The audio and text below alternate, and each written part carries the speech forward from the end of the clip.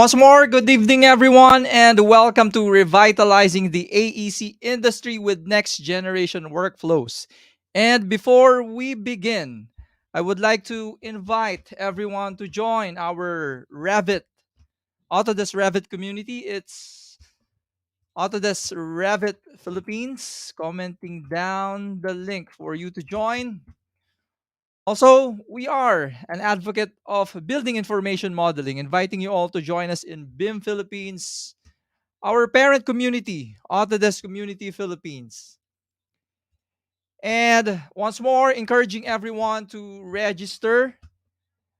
Before we end the live stream, we will be raffling away subscription to LinkedIn Learning. So here, showing you some of the courses about Revit in LinkedIn Learning. So here I am seeing they have 96 courses for you to learn and master Revit. And of course, LinkedIn Learning is not only has Revit courses, but everything with regards to business, creativity, and technology.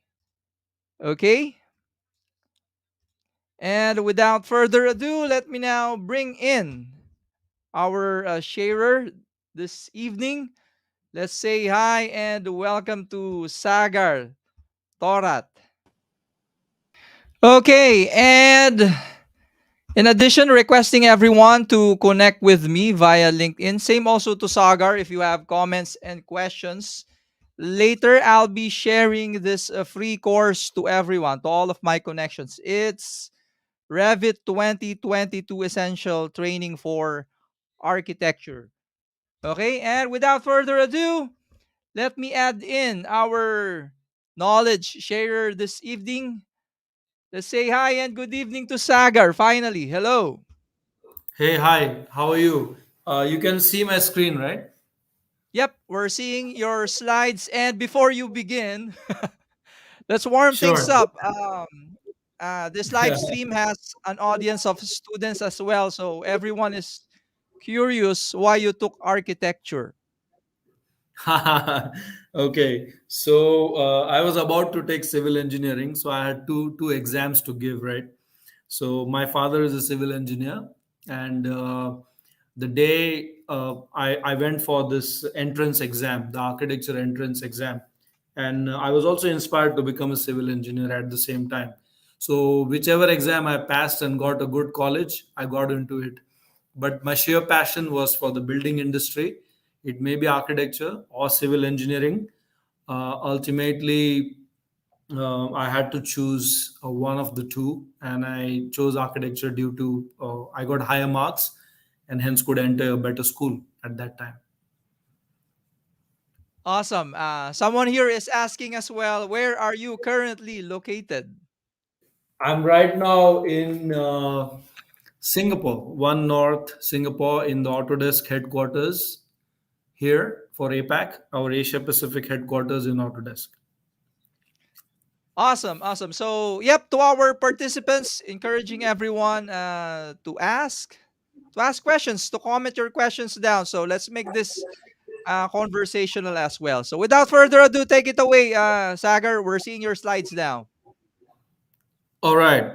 So, welcome everybody. So, I'm Sagar Thurat, and most of you might have already seen my profile. If not, I'm a master's in architectural engineering from the Netherlands, and I have around 13 years of experience in the AEC industry in different fields. Some of the key projects that I've worked on is Changi Jewel Airport and also Paya Lebar Quartier, Disney, Shanghai, Tron Park, and also in Bandra Kurla Complex, Mumbai Convention Centers. So these are some of the key projects that I've worked on. Other than Germany, Netherlands, and USA, also there are some other projects. So I've enjoyed my journey so far, being an architect and also an engineer at the same time. So that's a beautiful thing to know because you by doing two degrees, you definitely understand more. I mean, not really necessary to do a degree, but even if you have a small diploma, engineering knowledge will always help you to do better architecture, and that's something which I really love about being both. So before we move, I would encourage everybody, including the students and all the professionals that have joined today, to participate in the Revit Public Roadmap. The Revit Public Roadmap, if you type into Google, you should be able to find the Revit Ideas Forum where you can submit an idea. When you submit an idea, it goes into our product teams, and the technical managers and product teams, they evaluate, and further that feature is pushed into our roadmap, and the roadmap is live even now. If you Google, you can go to this link. Actually, if you just type Revit Public Roadmap Trello, you log into Trello, and this is the live roadmap. So these are the features that you will see in the upcoming versions, and also what has been newly added to Revit is also over here. So please feel free to directly log in your requests. And also, it's a democratic process. So do not forget to vote for your favorite features. The more the votes, the feature will be popping into your next version immediately, right? So higher the votes, it gets a priority by the product development team. So this is very important. Revit, as we know, has more than 20 million users around the world, and it's the most popular BIM tool and the most diverse in terms of mechanical engineering, plumbing, architecture, generative design, and so on. And that's what we'll be discussing today, the evolution of Revit. And today we have 2023 as the version. We will be looking into design productivity, simulation and analysis, the impact that Revit has on interoperability, cloud and data, design optimization, and documentation efficiency. So let's dig into design productivity as a first. So when you look at design, people understand design as only architectural design, but Revit focuses on a multidisciplinary approach. And hence, it is important that we not only do the concept architectural design, but also look at it from a structural design perspective, MEP design perspective, and how 3D modeling can help you design better buildings, more cohesive and more multidisciplinary buildings. Hence, we'll be looking at some of these features, some being newly added and some being enhanced. And these are things that you must look out for as well. So many of you know that this has been a challenge for many years, of a concept design tool that is very well linked with the BIM tool. And with Format, you can now actually design integrated sketch-based 3D intuitive modeling with Revit directly, right? The 3D sketch feature, for example, inside Format was first introduced back in Revit 2022, and that enables you to launch a Format session right inside Revit. So let's understand it immediately. So see how Format works very well with Revit. So you can see, for example, here the 3D sketch feature, first which was introduced in Revit 2022, enables you to launch a Format session from Revit, and it translates the Revit elements as a context geometry into Format, right? Straight away. And you can import any new Format design study back into Revit. Now, this is important. For example, in this case, we have added this bicycle stand, and you can straight away import this as a Revit family from Format. And this is something very important. It is brought in as a Revit and linked file instead of a CAD import, and it streamlines your workflow and the round trip. You can send to Revit preview mode, and you can enable the preview mode setting and Format and select those layers that will transfer to Revit as well. So the bottom line is your experience as a designer is now improved through this 3D sketch feature, and you're able to launch a Format session right from Revit, open it, do the necessary editing, and after your sketch is edited, you can right away update it in your Revit model. How cool is that, right? So this is something which we would have seen impossible 3 or 4 years ago, because normally the concept design tools run by their own and they do not have any connections with the BIM modeling tools. And here is a connection where today it's possible for you to combine the power of sketching, power of concept design with the power of building information modeling in one single workflow. As part of the AEC collection, Format Pro is offered within the AEC collection. So it's directly integrated. Right. We have also introduced Revit Levels inside Format. Now, this is one of the crucial things because levels is everything. Without a level, you really can't build a building. And hence, to improve that workflow, we are able to allow further exploration in Format using the Revit geometry as your background context and apply the imported level data to a new geometry inside Format using Format level palettes to display gross area and the volume calculations. So immediately after you create your volume, you can apply the levels and you can see that immediately the gross volume areas can be accessed over here. So again, a very tightly integrated concept design workflow which you can enhance further. So right as part of the AEC collection, as you've already seen as part of the video, the AEC collection is enabling workflows which people cannot imagine they were possible 3 or 4 or 5 years ago. Because today these tools have grown so well, especially Revit, BIM 360, Format, and the connection of Dynamo takes it to the next level where all these tools can be tightly integrated and you can take advantage of having so many different technologies into one single collection and enable your workflows for the future. Now, we have added some enhancements such as now you can measure in 3D. Normally, measuring in 3D is related to the collaboration tools. Within BIM tools, it is quite difficult to measure in 3D, but within Revit, you're able to measure quite well inside 3D as well. And also the anti-aliasing properties have been improved quite a lot. You can straight away start measuring inside 3D and you can lock the measurements. You can now snap to any 3D position without any plane restrictions, right? And you're able to measure the shortest distance to the target plane or line by activating the perpendicular snap. There's a perpendicular snap which you can enable. Right. So we do understand that normally the CAD models and BIM models, when you have to interoperate them well, you always face a challenge.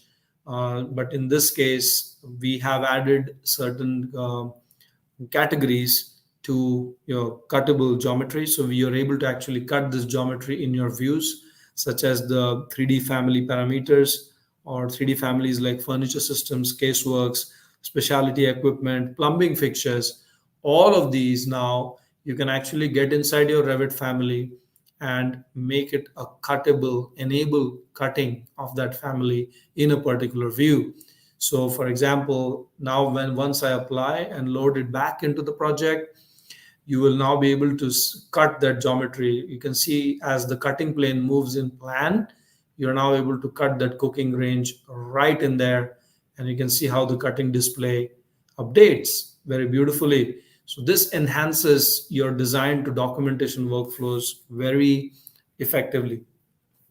Now, moving from architectural design, we will come back to architectural design later with Dynamo and generative design, but we will look at some design productivity features for structural engineers. Structural engineers and structural designers, structural modelers can now model their couplers geometry and align with the bars and the rebars end as well. And when rotating the coupler, this is the default position normally. So for freeform rebar, the default position of the coupler is parallel to the host surface. So the surface to which it is hosted, it will be parallel to that. To create this complex geometry and display it in the realistic way in 2D views, you can edit the coupler family and uncheck the align to view options. So these new features help structural engineers and detailers create highly detailed reinforcement models and documentation. One of the game-changing feature that has been launched into the BIM world this year has been the adaptive propagation of Rebar, which actually uses machine learning algorithms. So let's look at it.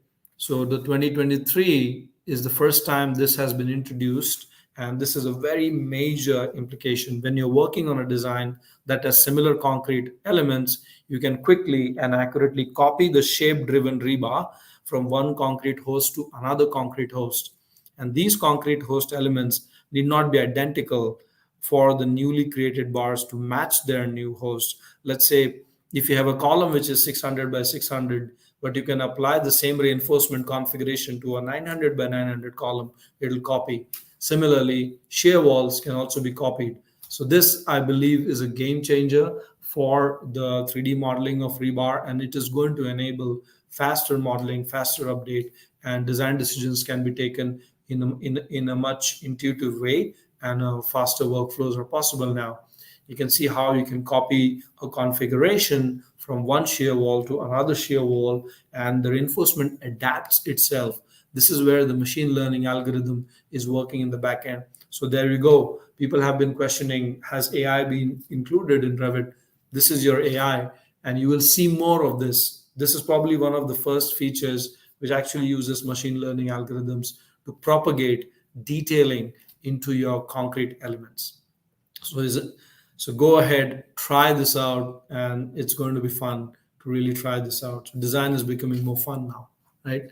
So let's say in this case, for example, for a curved ramp, if you would like to model your reinforcement, and you can even duplicate it to the same ramp upstairs and quickly to the next level, you select the particular host. Important to have minimum at least 2 planes for the host. Yeah, you can simply select the rebar, right? And for the complex surfaces, you are now able to propagate the reinforcement from one ramp to another ramp by simply selecting it. How cool is that? So these are some things which are for the designers of today and for the designers of tomorrow, and hence the next generation workflows are BIM based workflows which are driven by machine learning algorithms. Now let's look what we do have for MEP design. We have all Revit has been one of the most popular tools for MEP designers and engineers, and it has enabled fabrication as well. So looking into the future of how this design and fabrication will come together is, for example, enabling flip controls for fabrication parts. We think that it is a small enhancement, but think about it when you're designing your systems, and if you have kilometers of routing of plumbing or MEP, it will be easier for you to model and faster if you have flip controls, you have elevation controls for the particular fabrication parts related to MEP segments and MEP fittings, and also equipments in this case. So we will have a quick check, and we'll look at a video quickly on how this is enabling. So for example, in this case, we can select this particular part. So this is a valve. It could be a valve or it could be a duct fitting, and it could also be a segment in between. So you can see that flip control, the half arrow, which is mirrored. You can now use those to flip your geometry, and you're able to change, connect. Let's say in this case, you have your elevation, which is changed, and you can now route and fill this particularly and connect it. Smart snapping is now enabled, and you can now connect and create this segmentation piece in between. So these flip controls and elevation controls will enable faster design to modeling, and will enable designers to move much more faster in the process. So model performance, we have always looked at how you can improve your model performance, especially when the BIM data populates and continues to develop throughout the concept, scheme, LOD 200, detailed design LOD 300, and then as you move into LOD 350, 400, the models could be really heavy. So now with the newer and the upgraded versions of Revit, you can see that the unload and reload links would be up to 20% faster, because the algorithms are working in the back end to sort of calculate this intelligence and try to remove any roadblocks as part of your workflows. So performance has significantly improved in Revit 2023 with many elements selected, the display is improved by reducing in canvas controls and providing tools to display the legacy behaviors such as pinning and unpinning of lots of elements, right? So this was quite a pain. I've suffered quite a lot this one together with my team when we have to work with a very large amounts of models. So now you can see, for example, you can either show these controls when you're work sharing, or you cannot, or you don't have to show them at all. So which means you're completely getting rid of a big roadblock for you to move ahead while you're selecting large amounts of data in your model. So additional performance, UI optimization, UI components were optimized, reducing unnecessary background graphics. And you will see that the performance of Revit when you're linking DWG files or you're copying large number of elements has improved significantly in the newer versions of Revit. All right, so moving from here, we'll move into simulation and analysis. I might skip some parts just in interest of time, but there is an enhanced solar study dialog box added. Please go ahead and try it out. You can now better visualize the impact of sunlight and shadows. We should be able to see it through this video demonstration. So you can now use natural daylight conditions. You can have solar studies. You can play with the timing of the day. And this solar study panel will enable you to get the information that you need for your design quite rapidly. For example, you can even play your study here. The next frame has been added, and the previous frame, where you can actually do it intuitively and in a much better way. The play in loop has also been added. So these are some of the enhancements that have been done in terms of the solar study. So I'm not sure how many people are aware of this, but route analysis tools have gotten an improvement since the Revit 22 versions. As you can see, you can now select a particular element. In this case, you can select what is the distance from one road to another road, no, to another door, sorry. So in case of fire escape, if you'd like to, let's say, choose which path is better for fire escape. So below you can see the options P1 and P2. So P1 is 18 meters and it will take 13.8 seconds for the person to reach that particular location. Whereas P2 is about 24 meters and it's going to take 18.4 seconds and so on. So overall, you are able to take informed decisions when you are placing your doors, fire escape staircases, and preparing for your fire strategy. So these are some of the tools that enable the workflows that architects were requesting for MEP designers were requesting for. Now let's take a sneak peek into the future. Autodesk recently acquired a company called Spacemaker, and this is what we call as urban AI. It's the data science of architecture and planning. So using machine learning algorithms and again cognitive intelligence, you're able to run wind analysis, sun analysis, daylight views within Spacemaker. And the best part is that Spacemaker will be able to send the models to Revit. So the beta Revit add-in for Spacemaker is already been launched. So you should be able to test Spacemaker if anybody is interested. This is still in beta right now, especially for the ASEAN region, and you're able to test it out. So Spacemaker can be used for urban designs. You can design a plot of land, understand the floor area ratio, setbacks, open spaces, wind analysis, and you can design right in context. And then through the Revit add-in, you can push this design, which can then be exported to Revit. You can send it to Revit.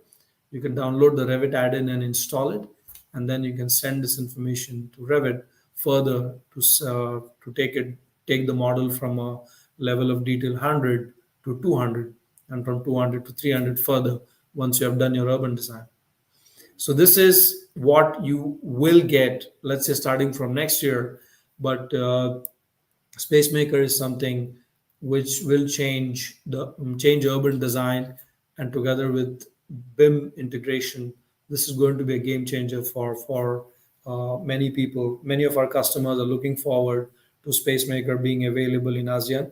But I wanted to give you this sneak preview today that there is a beta add-in. So if anybody is interested to test the beta add-in for Revit for Spacemaker, go ahead and test out Spacemaker for yourselves as well. So what this enables for the future is a workflow where you can design your concepts for urban design in SpaceMaker, take it to Revit, and from Revit, take it to 3ds Max for great visualization.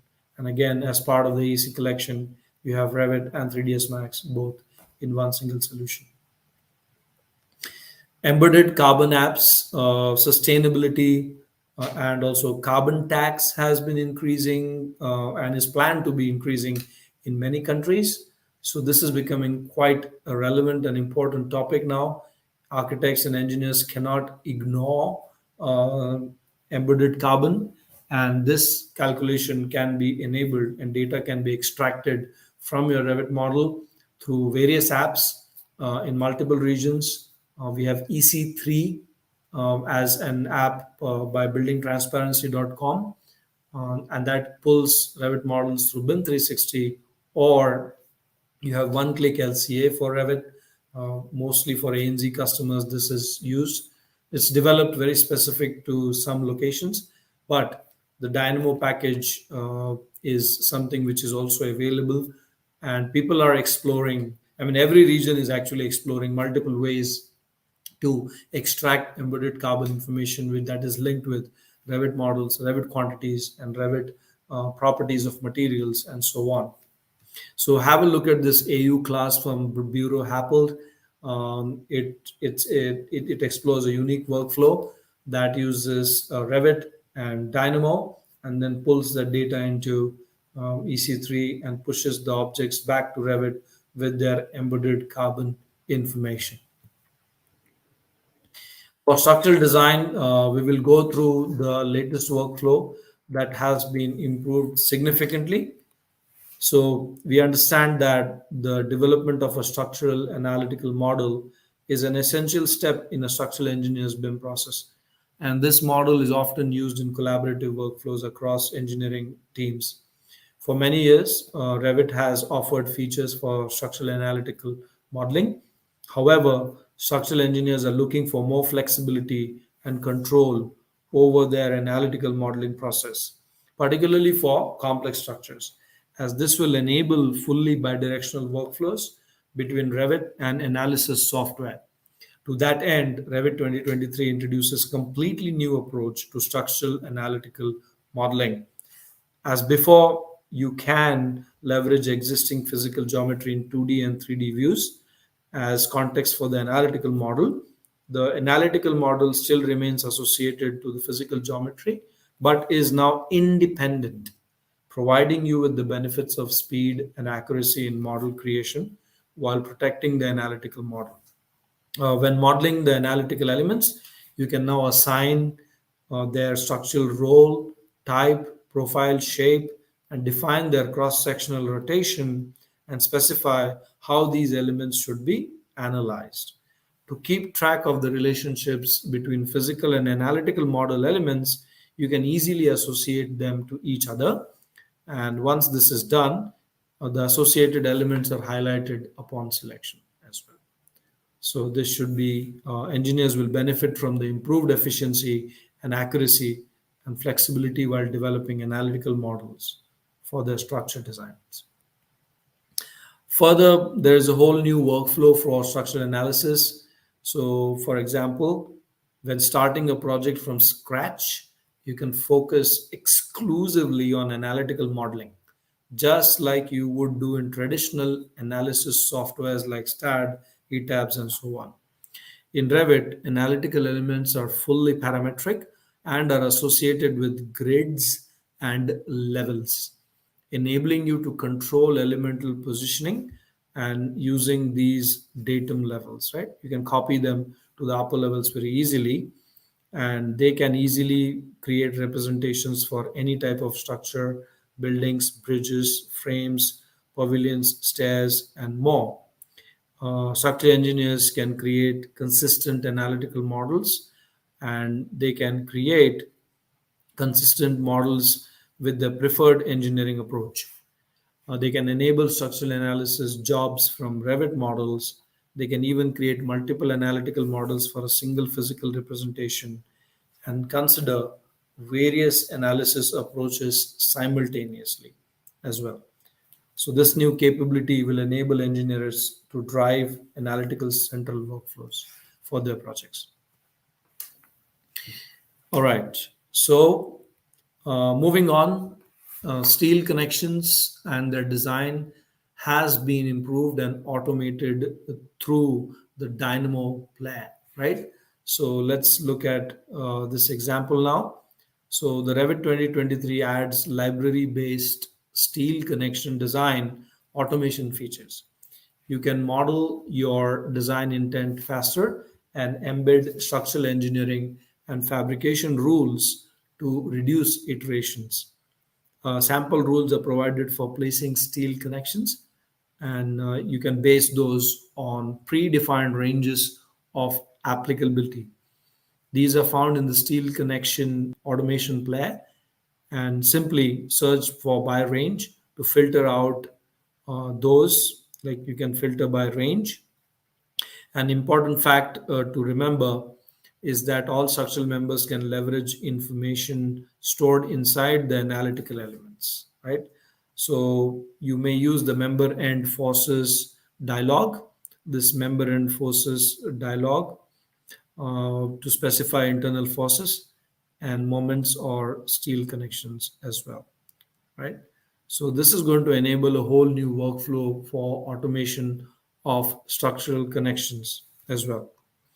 Rules for each type of steel connections are used to place them based on relevant criteria such as profile, sizes, and steel grades and capable internal forces as well. These rules, in tandem with preferred libraries, can be used as well. So in 2023, Revit includes sample steel connection libraries to support some regional standards. These libraries are customizable, enabling you to adjust and extend them to meet your local or regional requirements as well. So the new library-based steel connection design automation features will enable designers and steel structure modelers more quickly and accurately to do the custom detailing inside Revit as well. So there has been a new enhancement, or let's say new addition inside 2023 Revit, which will enable you to do preliminary load calculations inside it. So you can define equipment loads, you can define boundary areas for area-based loads, and you can specify power density, load classification, power factor, and apparent power density for area-based loads. You can create an analytical power distribution system with the system browser as well. These analysis tools will enable you to define boundary areas for area-based loads and equipment loads as well.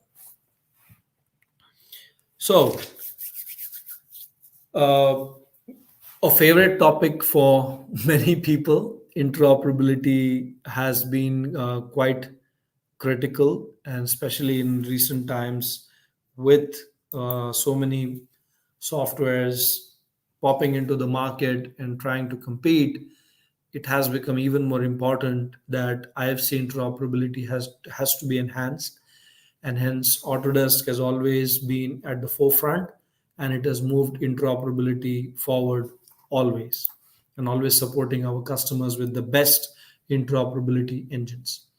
So, for example, in 1994, Autodesk had co founded the International Alliance for Interoperability, which was then in 2005, it became Building Smart. So, Building Smart, which was initially in 1994, was called International Alliance for Interoperability. And further, in between 2008 and 10, Autodesk launched further interoperability file formats such as STL export in Revit, and it released an open source STL plugin. Between 2011 and 2013, IFC standards were integrated into A360 and BIM 360 cloud solutions. And from there, we also added a Kobe extension for Revit. After that, in 2013, 2016, IFC4 was released and integrated into Revit. Before, of course, the certifications were launched at a later stage. And we also launched the Kobe extension for Navisworks. Now, in 2020, Autodesk joined the Open Design Alliance. And then from there, a new revolution of, let's say, the IFC SDK with Revit has begun. The Navisworks SDK has begun. A lot of interoperability is now getting driven due to Autodesk joining the Open Design Alliance. The IFC4 certification for Revit in architecture and structure and MEP has also been acquired. And Autodesk today offers more than 14 softwares, which include your Inventor, AutoCAD, Civil 3D, Revit. All of these softwares today are fully capable of collaborating with IFC procedures. So very important to understand that Autodesk is behind its customers and it's enabling these workflows right. It's almost been 30 years now, 32 years since we have enabled these workflows. And we are looking into the future now. And the future is even more open. And we are enabling these open IFC workflows. For example, this year, we launched the IFC export as container attribute values can be added over here. There are new built-in IFC attributes for all models, and the IFC export as feature or the export utility has been added. So let's have a quick look at that. Autodesk, the Revit models are fully certified IFC imports and exports. Revit is fully certified on building smart IFC data exchange, not only for architecture, but for structure and MEP. The following built-in IFC attributes have been added as an instance parameter for every type of element. System families as well as normal Revit families, such as the IFC predefined type, export as an IFC GUID. Right? So a new export mapping dialog allows you to select an IFC schema and search for a specific IFC container, an element, and predefined type, and then apply those values to elements in your model. The same dialog is used to control the entities included in your IFC exports. The bottom line is the improved integrity for your IFC data exchanges across your projects with these IFC enhancements in Revit 2023. The IFC ODA toolkit was updated. It incorporates the Open Design Alliance IFC SDK toolkit. It supports the interoperability of large IFC models and provides improved performance for complex geometries. This is quite critical. It's a major upgrade, especially in terms of curved geometry inputs. All right, perhaps this topic would be the favorite for many designers, especially architects. But we are not just looking at architectural designers, we're looking at structural and MEP designers as well. And how you can automate your designs in Revit is something which we have been doing for the last 10 years or so. I think Dynamo was there since 2013, but it only matured in 2016. So let's have a quick look at how design and the softwares have been evolving. So in the beginning, of course, AutoCAD, which enabled traditional design, recording decisions through 2D documentation. Then when Revit was launched in 2002, 2003, when Autodesk acquired it and it became more matured in 2005, 2006, it enabled parametric design through associative geometry. And we also called it as bidirectional associativity, if you remember the terminology, association between 2D and 3D and direct integration. Further, design automation began the journey in design automation 2013, 2015, 2016. It matured, and visual programming connected with BIM was introduced, right? We have seen a lot of disconnected visual programming tools out there which are not connected with BIM softwares. But here, the industry leveraged on this opportunity and Dynamo really exploded. The use of Dynamo has exploded, and today it's become very normal for architects and engineers to visually program. They don't need any coding language, so they can visually program and use computational design to their advantage. And further, in recent years, Autodesk has been investing and moving forward with generative design on taking the computational BIM to the next level, which is more intelligent, where you can describe goals and constraints and include machine learning algorithms to give you more design options through Project Refinery in Revit, right? So it's not in isolation. Dynamo and Refinery are actually just extensions within Revit. So further, let's have a quick look at two examples of design automation and how Dynamo has changed the game. Let's say the upper example is to apply a quick interior finishing to all the walls at the same time, and the below option shows you that how you can automate from 2D drawings. You can automatically create walls, right?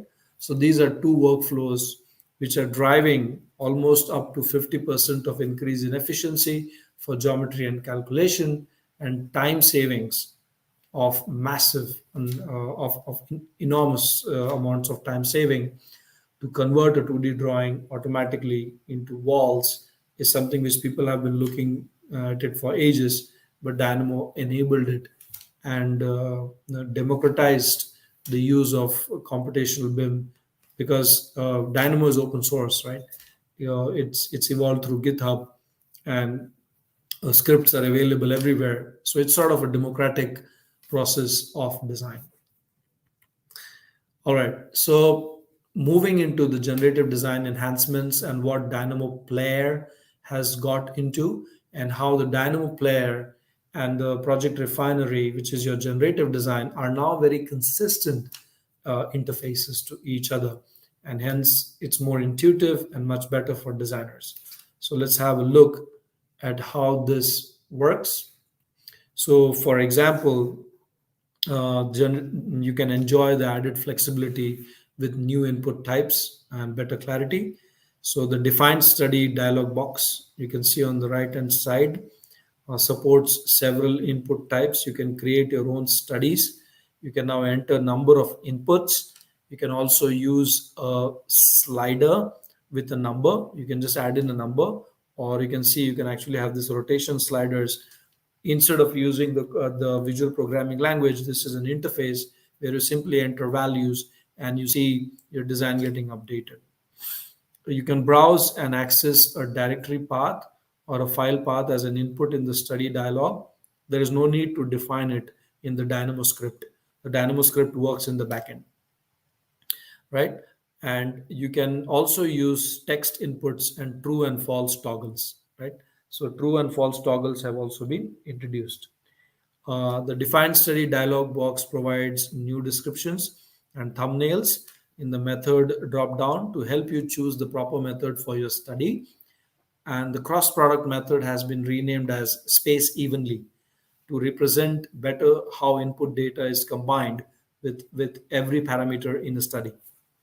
The Dynamo Player user interface has been made consistent with the generative design in the Revit user interface UI, making the use of both tools more intuitively, and using the Dynamo Player to automate tasks in Revit and use generative design to explore multiple solutions to a particular design problem. So this is something which will help designers to explore multiple options in their design workflows, right? So ultimately, the goal of this is that designers are able to design faster, take informed decisions, and they're able to drive better productivity through automated design. So there have been more than 79 nodes added in the last 2 years. These nodes are very specific to annotation nodes, sheet nodes, view nodes, the automation of ceiling design nodes, and multiple nodes have been added in the last 2 years. Just to have just to look at a quick example of an optioneering study for floor area ratio, like on the right hand side you're actually giving some inputs such as the offset of the plaza, for example, the outputs of the facade area you would like to minimize or maximize. You can add up to 9 options. You can do the population size per meter square. You can edit all these parameters and you can explore these 9 options, for example, and multiple building options will be generated in front of you, which will show you the facade area, the total floors, and floor to area ratios. Based upon these design parameters, based upon floor variance, based upon the number of floors, right, you will have these various options and you can choose the best that suits your design needs, aesthetic needs, and hence you can send this directly to Revit and materialize it into a LOD 200 model so that you can take your generative design into actual building information modeling from there. How cool is that? I mean, this wasn't possible probably 2 to 3 years ago, but now the user interface is consistent. There are more nodes and there is much better generative design. And we also have a few examples to show you is this complex surface. It could be a roof, it could be a facade, it could be a canopy, it doesn't matter. Ultimately, what matters is that you should be able to design such canopies, not just design them, but to be able to build them and analyze the buildability of such surfaces. In this case, we can analyze the curvature or the bending radius of the panels. Like you can see these red panels, right? These are literally the panels which are not possible through normal bending. You would have to do heat bending and you can't bend them in place. You probably have to curve this glass and you're able to see different options based upon certain constructability criterias. Like you have these 6 options and based upon different directions of bendability, and hence you're able to look at these and choose the best option which is more cost effective. Yeah, so this is how you can enhance complex architecture, design it and build it at the same time. So this refinery option with the fewest panels, which is 91 panels, has a size variance which is too large and hence you can understand. And the other option has one additional panel but meets all of the required criteria for fabrication, and hence this is the best suitable uh, option for you. Hence you can go ahead and detail it further. Now, we have spoken about architectural design for generative design, but even structural engineers can use Dynamo Player generative design to their advantage to design, let's say, steel roof structures, to design, to do analytical models, to design rebar for complex shapes. There are multiple possibilities that Dynamo and Project Refinery enable users, right? Remember, Dynamo Player and Project Refinery. These are two tools that can change your game completely. You might not need to do physical modeling anymore. Everything can be done through the computational design interface and the generative design interface. All right, so maybe the last 2 topics for today would be in the range of design documentation efficiency, and we'll look into cloud and data. Before this, Noma, could you confirm that I'm still audible? I just don't want to speak and nobody's hearing me. Yeah, loud and clear. All right, perfect. Yeah, good to do a check in between, right? Yeah, yeah. Yeah. All right, great. So let's continue. Now, how much time do I have? Do I have 20 more minutes?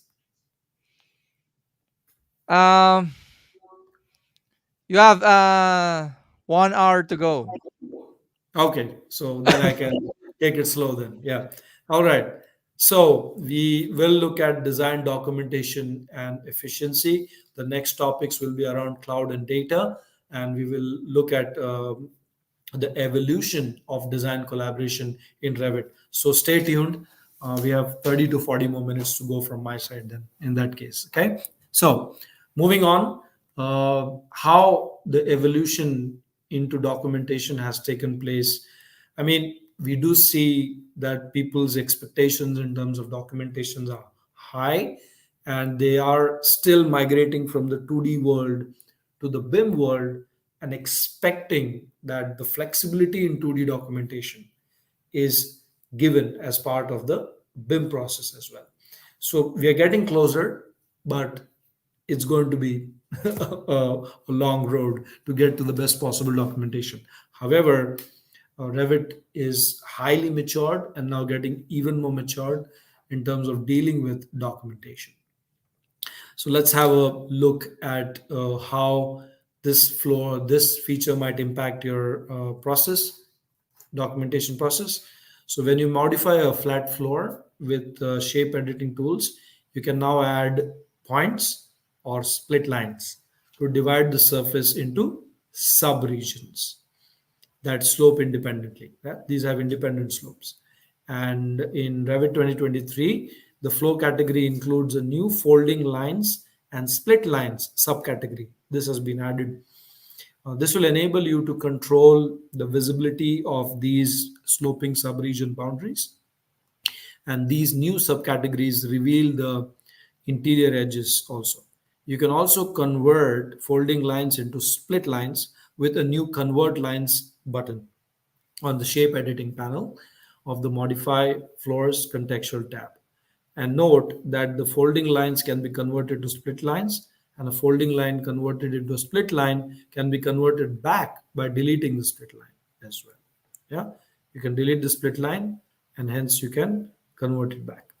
So control the display for your flow very well, and you're able to enable this display, which not only folds but also displays it in your documentation as well, very effectively. All right, this will help you especially when you're designing ramps, you're designing around the edges of the building. This was challenging before, but now it has improved.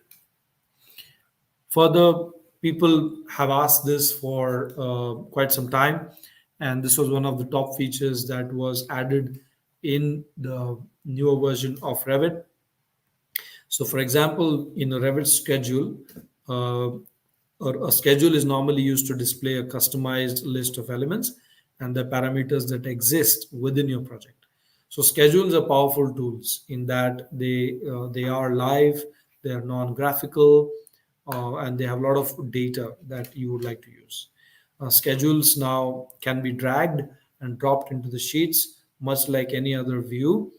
And Revit 2023 adds a new capability to schedules that enables them to detect and display only those project elements that are relevant to the schedule that exist in other views placed on the same sheet. So it will not unnecessarily give you the information for the whole project, but only focus on the drawing. Let's say it's ground floor, then it's ground floor. First floor, then it's first floor. If it's a particular part of the building, it's a particular part of the building. Then automatically your schedule also gets revised. Isn't it beautiful, right? So the information and the data, again, this is something which is machine learning, and it's not possible without AI. So for the people who have been questioning Revit's AI and machine learning capabilities and the automation capabilities, here you go. And now you can use these workflows to your advantage, right? So this is something which was asked by many people, and as you know, Revit could already be used for 3D displaced views, which is quite a popular tool for people who would like to do very good documentation. But now you can adjust the position of an element in a 2D view to help other project participants view it more clearly and better understand the design intent. So this can be enabled in 2D views, including callouts and section views as well. So the displaced view can be done just like product design and manufacturing. the 2D view disassemble can be utilized in Revit as well. So we are moving into a direction where Revit is also getting enabled into the DFMA world, where the documentation will also become more product centric, manufacturing centric, which the new generation will request more and more.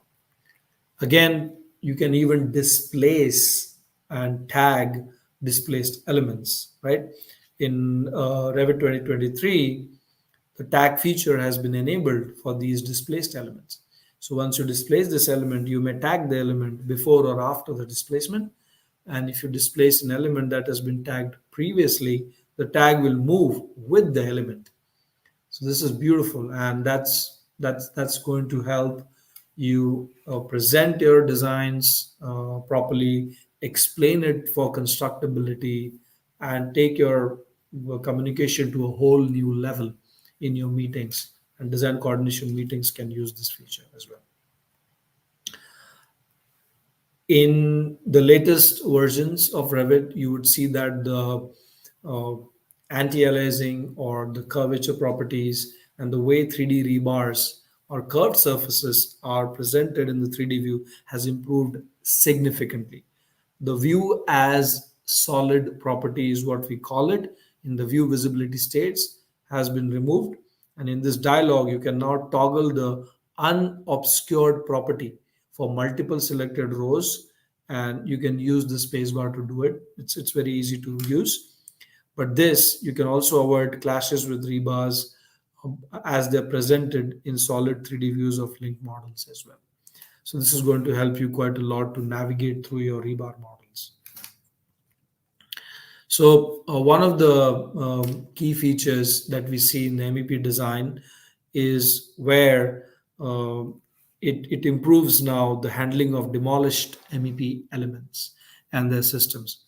Elements now maintain their system connection and information in the demolished phase. So this is where design phases and the model geometry can sync, and you can control it together.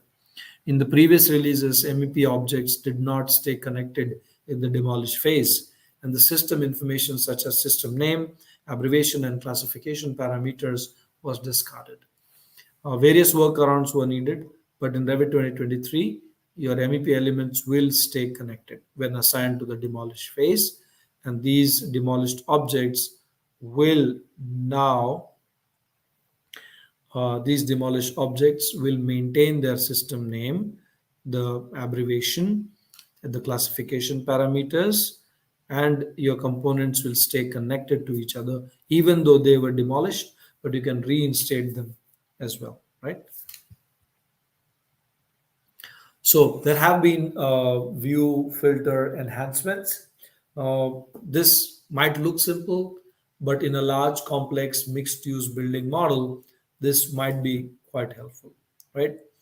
So this is where you can see that you can actually use the view filter to your advantage. So let's say in this case for walls, When modeling walls in sweeps a Revit, second. the sweep tool. Sorry, yeah. So, for example, when you model your wall in Revit and you use the sweep tool, you can now, for example, filter. You can add this filter, and the sweeps will be included, and you should be able to add a filter name to this. And then with walls, the wall sweeps can be selected, and you should be able to attach a particular filter as in color for this as well. So that will display the sweeps in a different color so that you're able to identify them. In a large project, there might be a lot of sweeps that you might want to look at as well. Also, the base and top constraints. This again is something where you can create a filter for. And say, for example, for walls, we now have a base constraint filter. So these are new rules which have been added to the filter, and a top constraint filter has been added. So multiple new rules for filter have been added, and this can be done. Let's say in this case, you can suit it to a particular floor, right? So all the walls on that floor can now have a quick solid color identified, So in this case, green color, you can apply, and you can see that all the second floor walls have a different color now.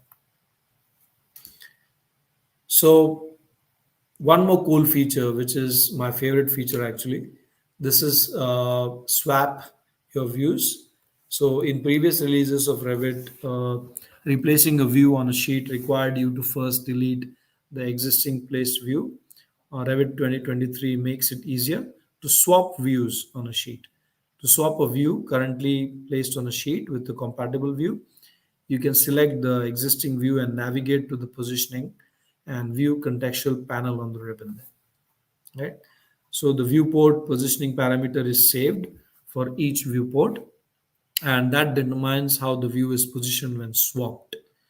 So the position is recorded, the scale is recorded, and you can select the viewport center to use the center of the viewport as a reference or a view origin.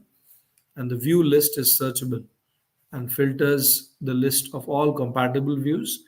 Views already placed on a sheet are appended, and you can see them replaced with the same center and as well replace them easily, right? So if you attempt to replace a view with another view already placed on the same sheet, Revit will alert you with a pop-up dialog that you saw that displays that it has already been used somewhere.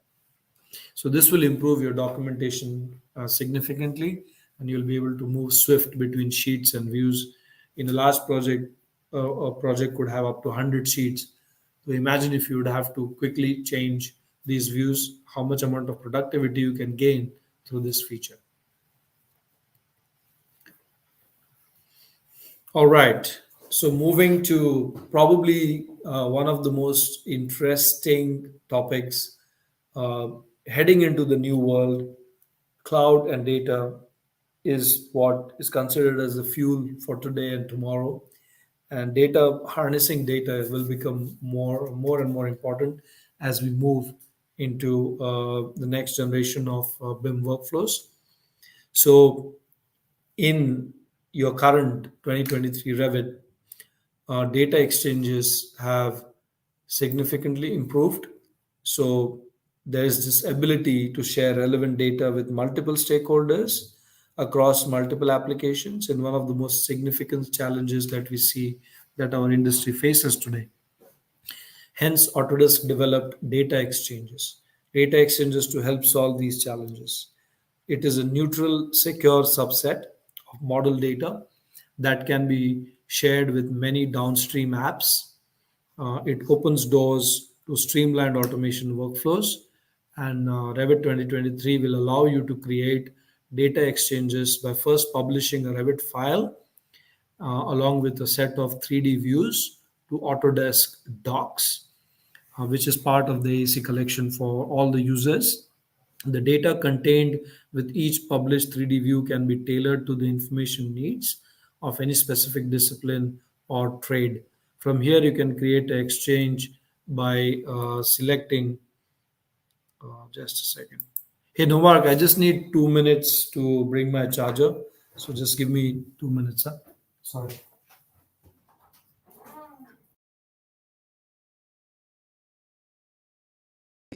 So once more, for the raffle draw, we're encouraging everyone to let me just share my screen.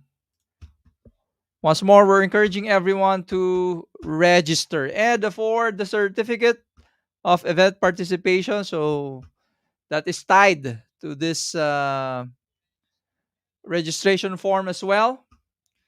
Also, I just made a quick search for those who are not yet using Revit in their school. So I made a quick search for the jobs available for Revit in the Philippines. So numerous. Okay, so once more requesting everyone to please connect with me in LinkedIn. Before this live stream ends, I'll be sharing this course for you to learn Revit. Okay, so bringing back Sagar. Yep. So sorry for that. I actually moved my room, right? To It's a bit late here, so the services could be down sometimes. So I'm just gonna replay this portion of data Awesome. exchanges. I'm audible, right? Absolutely. Okay, fine, perfect. So, all right. So we are looking into this data exchange, which enables you to publish a Revit file along with the set of 3D views to Autodesk docs, and the data contained within each published 3D view can be tailored to the information needs of any specific discipline or trade as well. From here, you can create an exchange by selecting a published view and sharing it with the stakeholder in a neutral format. Remember, neutral format. Okay. And once the data exchange is created, this data exchange is automatically updated when the file is republished. So let's say, for example, for DFMA, Revit to Inventor, using Revit and Inventor, you can use data exchanges to enable a seamless design to manufacturing workflow, right? Here you can see this steel shed. A view published from Revit can be shared as a data exchange from docs, and collaborators working in Inventor can load the exchange into an Inventor assembly and is used as a reference for a more detailed fabrication model. So that when the Revit model is republished, the data exchange associated with the view can be pulled into Inventor to ensure the design team is coordinated. So, in terms of business intelligence, Revit to Microsoft Power Automate, which is coming soon, you can also use data exchanges to build a connection between Revit and Microsoft Power Automate. This enables the connector for Power Automate in Autodesk Docs and automated workflows that integrate data from the exchange with third party apps. For example, you can automatically generate a bill of materials in Excel or send it out to report it to business executives. So these examples illustrate the power of automation enabled by data exchanges.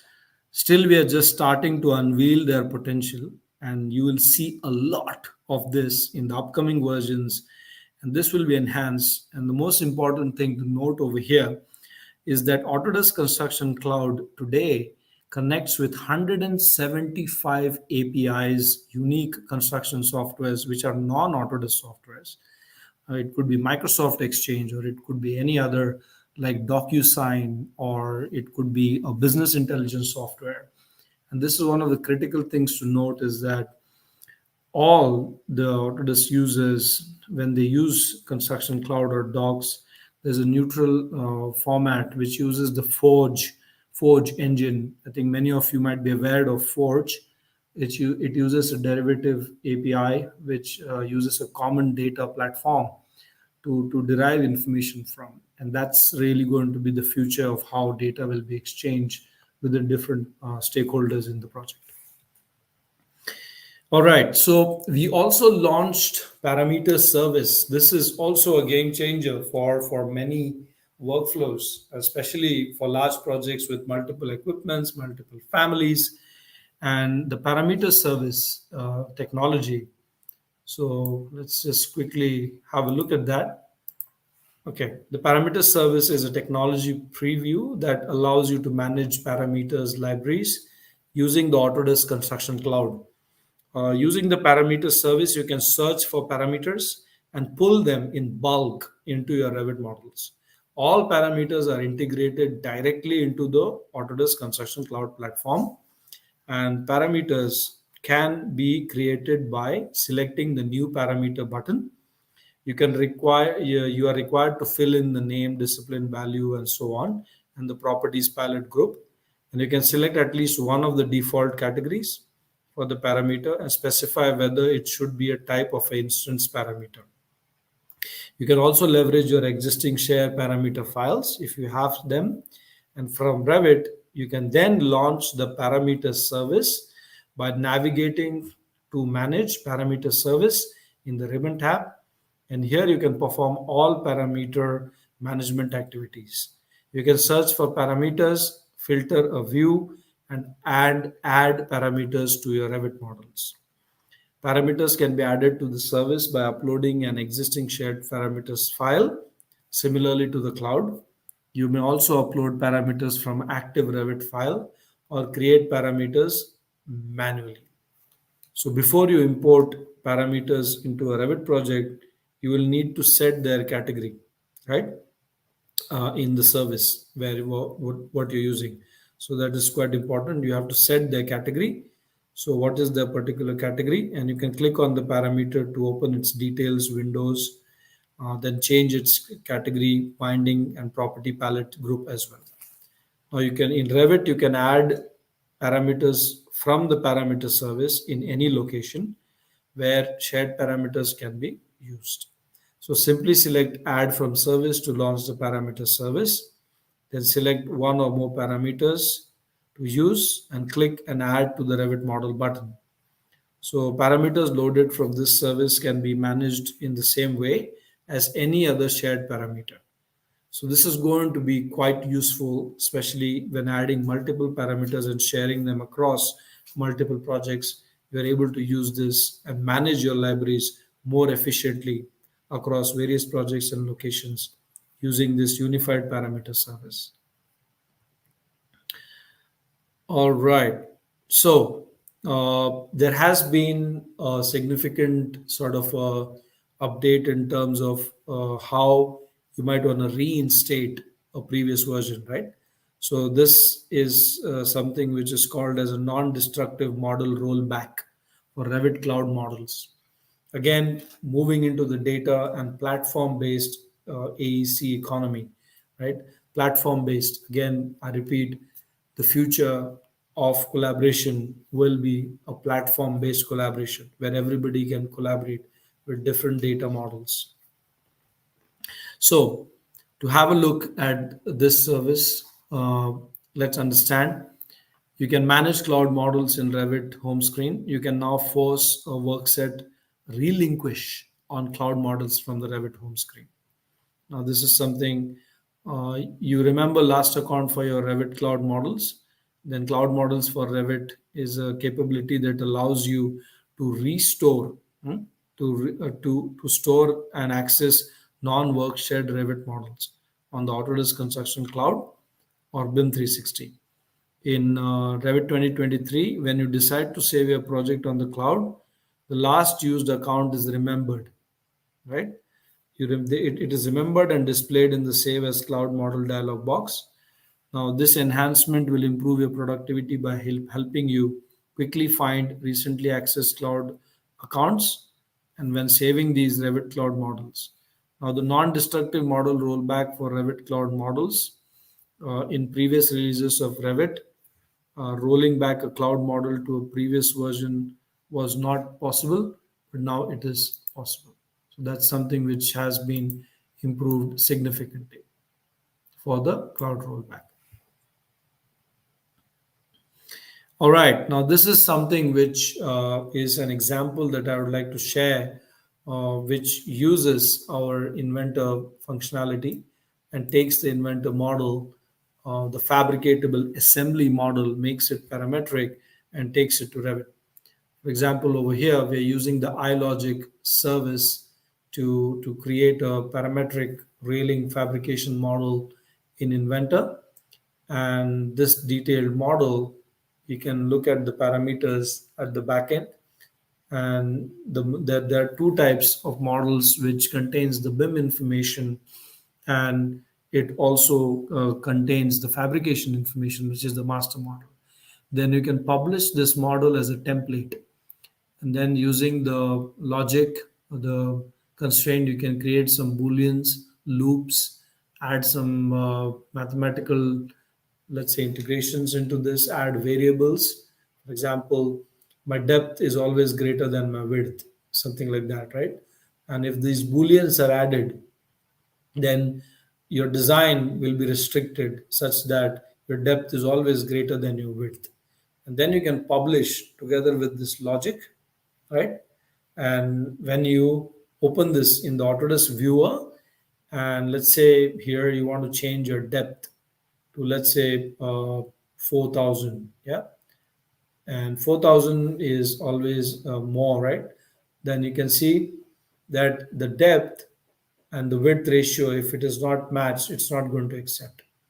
So in this case now it's 3000, so it accepts, right? And the width, let's change that to 4000, then it accepts. And that model you can directly launch from Revit, and you can insert that balcony fabrication model as a BIM model inside your project and directly place it. And that's beautiful. So here, if I want to have different variations imported, let's say I want to change the value and import another type of a balcony, I can import multiple sizes with the same configuration, same material, same railing type, same glass type, same fitting, but only the size variation is there, right? So I change, let's say in this case, I change the width to 2000 and the depth to 1500, and I can again generate this. See, so it generates various configurations, and then I can use this again and again and again. And this is beautiful. This is enabling the design to manufacturing workflows and taking it to the next level, integrating into BIM. And like that, I can design the whole facade, have my balconies designed in there, and post that I can even share this project with others. And you can create a scope of work, for example, for manufacturing. So let's say I have these four types of balconies and now I want to send them for manufacturing. I can create shop drawings right on the BIM 360 or the Autodesk Construction Cloud. It then extracts the inventor shop fabrication drawings, creates my bill of materials, right? And this is the Excel sheet that contains all the information. It creates the IPT file, the IAM file, the inventor assembly file, the inventor part file, and it creates the fabrication drawings all at once using the power of inventor, right? You're designing your manufacturing element assembly in inventor, converting it as a BIM model, inserting it in Revit, using it as part of your design. So imagine how fabricators and subcontractors can now participate in your workflows. All right. So from here, we move to the last part of our session. And then after, I think, 10 minutes or so, we will move into questions and answers if there are any on that. Okay. So Awesome. the evolution of design collaboration. Actually, this is my favorite topic because this is really an evolution, and it's important that people understand it, students understand it, that how it has evolved, right? So we have taken baby steps, right? From the Neanderthal man, local work sharing was introduced when Revit work sharing came in. It was limited to your local network. It was when the apes existed, and then Revit server was born. We had multi-site work sharing, which was restricted with the inside company firewall, and we slowly learned to get up from there. And then collaboration for Revit was launched, and this really changed the game. Here is where we are now moving into the next gen. Cloud work sharing has been enabled, and high trust environment has been created between teams. Now here I'm really seeing that I'm now growing and able to walk from here. And I think the years are not really known, but you can see how the evolution has happened in the last 15 years or so, and how Autodesk Revit collaboration has changed. And today, let's say in 2016 or so, this BIM 360 design collaboration, after it was, then it matured into 2018. And this is really the next generation of cloud collaboration where we learn to stand straight and walk straight, which is your BIM 360 design collaboration. And now we are here in 2021, 2022, where AI, machine learning, data platform is governing, and the connected data platform has been evolved. And here, model coordination has been added to the platform. Advanced project analytics has also been added to the platform. And here, your BIM 360 design and your BIM 360 coordinate will now combine into your BIM Collaborate Pro. And this is really the next generation of collaboration. So this is, if this was BIM 360 design, we have actually added the BIM 360 coordinate, which is model coordination. And on the Autodesk Construction Cloud, we have BIM Collaborate Pro, which is the next generation of collaboration platform for designers, which enables you to access Autodesk Docs, which has 50 plus file formats, which supports 50 plus file formats, robust permissions, 2D and 3D version comparison, issues and markups. Then we support Revit Cloud work sharing, taking it to the next level, anytime, anywhere, Revit collaboration, and controlled cloud work sharing, and design collaboration, which includes set publishing, package review and distribution of drawings, and consumption of packages for architecture, structure, MEP, civil, and so on. Virtual version comparison was introduced, and design issues can also be managed.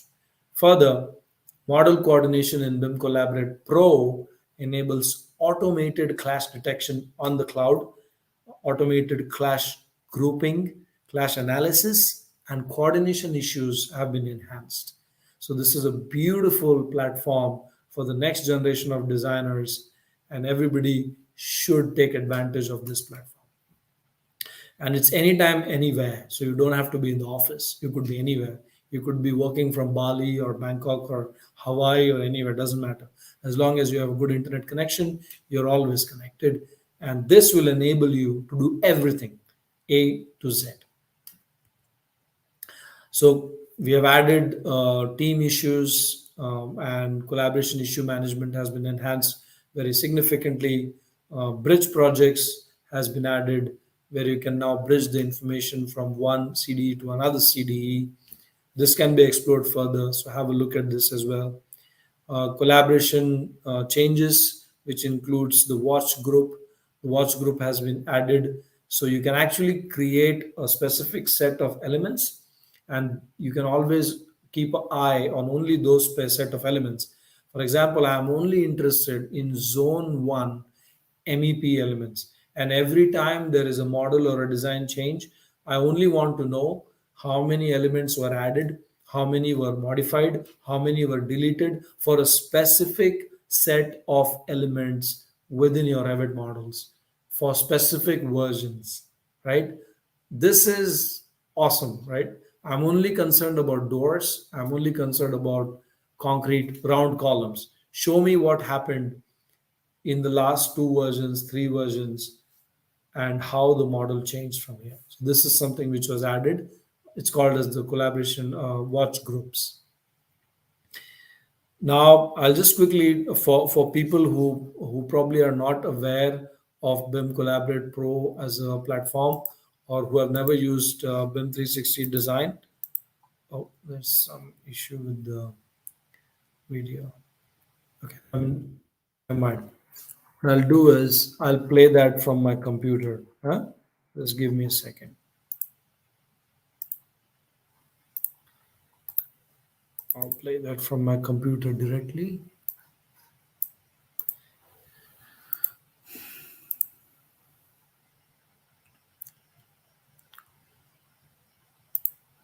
Okay, so let's look at a specific workflow, and that is, so I'll just share one workflow, but there are multiple BIM Collaborate Pro workflows that can be enabled. So sharing design changes in BIM Collaborate Pro. So first, for example, you would be able to log into your docs. In your docs, you have design collaboration module. In your design collaboration module, you can see the packages which are shared. And let's say you're looking at the architectural packages. And within the architectural packages, you should be able to look at let's say if you receive the MEP and the structure package at the same time, and you want to communicate any design change, you should be able to enable and consume that package and look at what has changed. So you create this new package, right? And you name it architecture 95%. And you can claim that walls have been modified by 2 feet, and you can communicate this design change straight to all the teams after doing so. So here, for example, you can visualize your changes, right? And you can see that 0 were added, 0 were removed, and 30 elements were modified, which were walls and floors and doors. So this is how you really communicate your design changes. Let's look at reviewing these changes, right? So reviewing these changes is also something which is critical. So BIM Collaborate Pro will enable you to review design changes, and in a similar way, the packages are available as a nice bar diagram on the top. So here, for example, you can look at, let's say, this architectural package, which was issued at a particular date, and so let's say 90%. Then you are exploring the changes that have taken place. And here you can look at the earlier package and the new package, and you can show the changes in the model, and you can decide to consume this package. This design package can be consumed, and hence it can be launched for further use or collaborate between different disciplines. You can also manage these links and publish them through your Revit as well. So over here, for example, we can see what changed, and you can actually start moving these wall. Let's say you moved this wall and you came back and refresh the screen. You can actually now consume and create a new package and look at this design change. Similarly, you can enable automated clash detection. Now, automated clash detection is something which will be quite critical, especially when you don't model with a lot of hygiene. It's important that if there are clashes getting created due to wrong modeling, that also needs to be rectified and corrected, right? So we don't want wrong modeling to happen. So automated clash detection could also be part of the authoring process. So you can create a coordination space, such as coordination MEP versus structure. Select the coordination reviews folder. In the coordination review folder, you can now add, you can identify and have these clashes closed over there. So for example, you can see there are roughly around 2235. So all of these were enabled, and you created this new group that you could now start reviewing these clashes, right?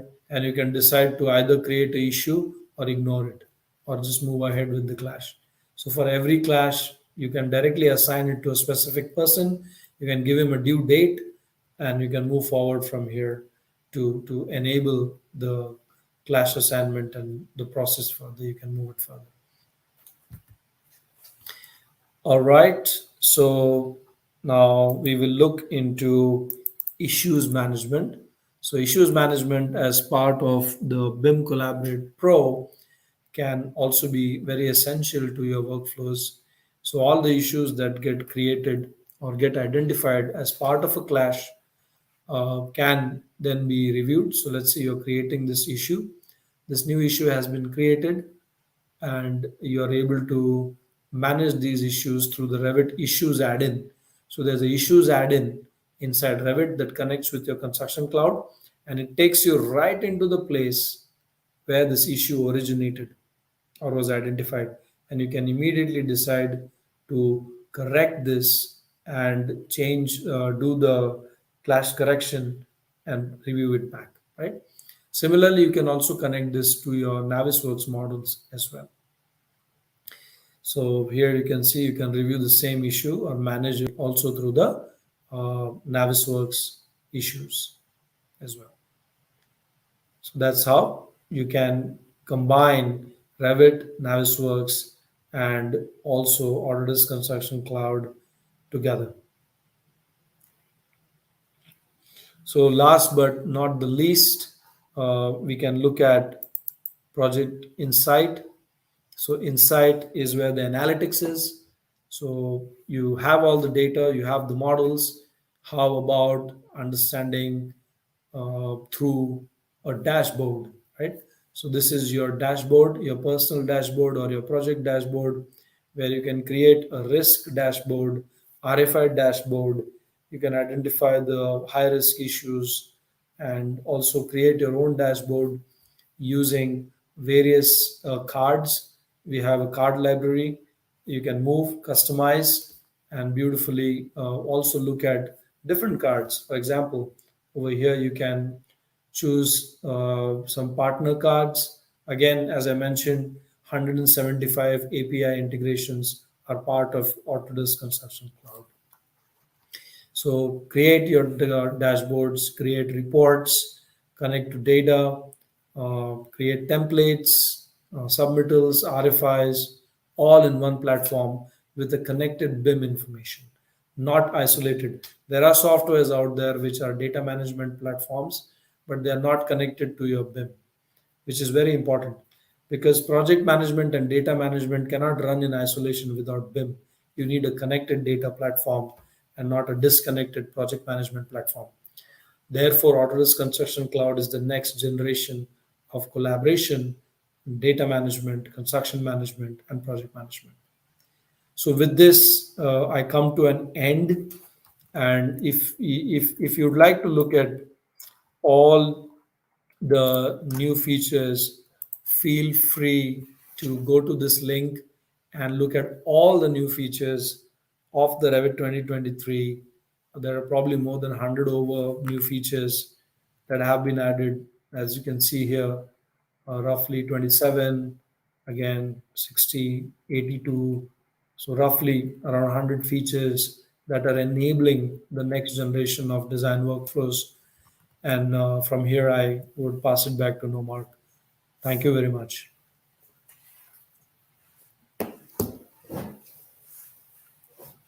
Thank you so much, Sagar. So that for those who has friends wondering what Revit is, this is absolutely a great resource for you to forward this. I guess the replay of this live stream. So it tells you really about all the capabilities of Revit. I guess our first question for Sagar is someone is asking how can we use Revit for lead certification of buildings? Any idea on that?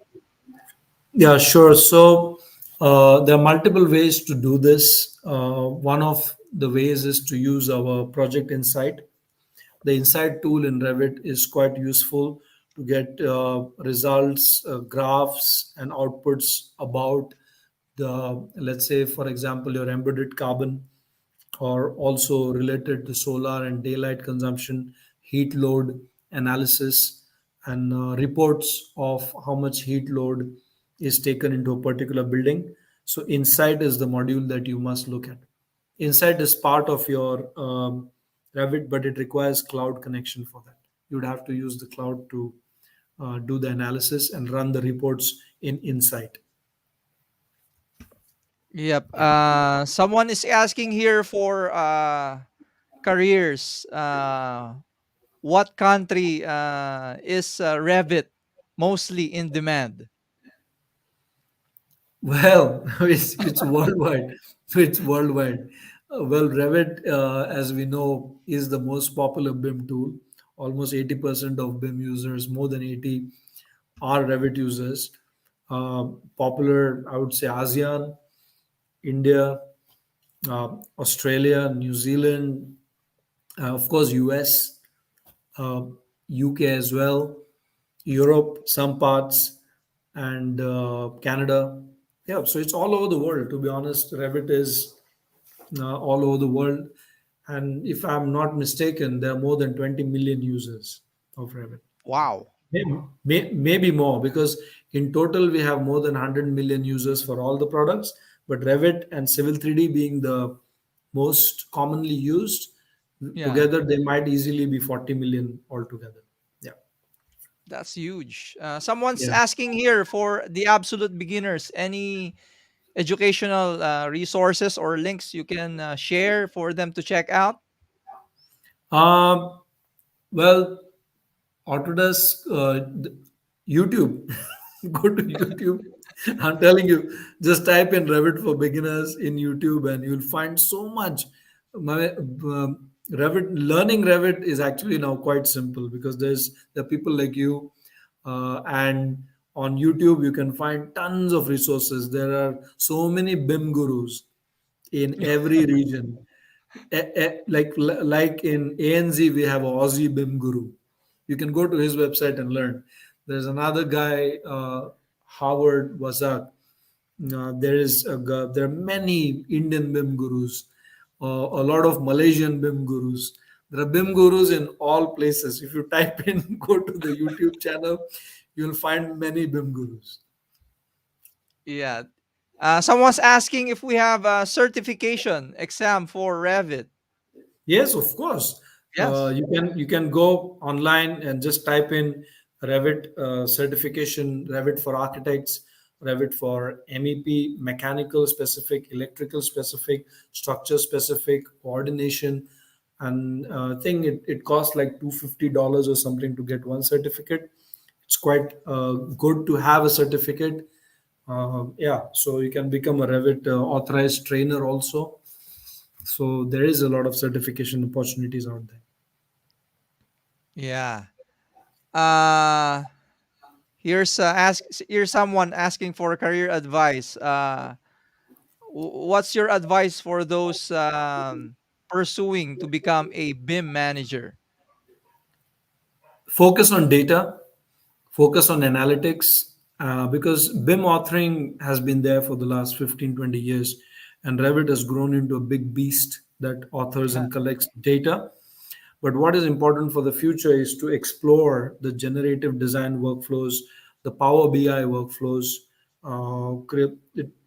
Becoming a good BIM manager is about harnessing the data, communicating with different disciplines, different teams, to be able to manage your models, manage the consistency of the models, manage warnings, and yeah, change management is one of the key things. And for this, analytics is important, and hence you should learn an analytical tool that will give you these capabilities to read the information and convey it to others.